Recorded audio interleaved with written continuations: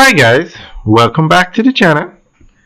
Today we are out in Portmore and we're giving you an update on the Portmore Resilience Park.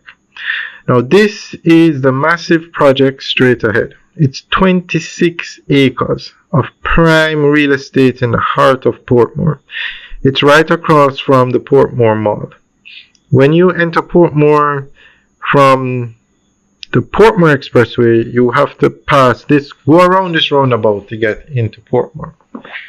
Now this development it was supposed to be finished in time for Independence, which was the beginning of August. But as you can see, they're still working on it. Straight ahead, they're going to have an amphitheater, and that will give you a good indication of just how far they've reached. Alright, we've just given you an update today. Based on what we're looking at, I'm probably thinking they should finish by December of this year. Guys, based on what you're looking at, let us know when you think they'll finish this project. But we'll give you guys updates on the project. Alright guys, enjoy the tour. Have a good day.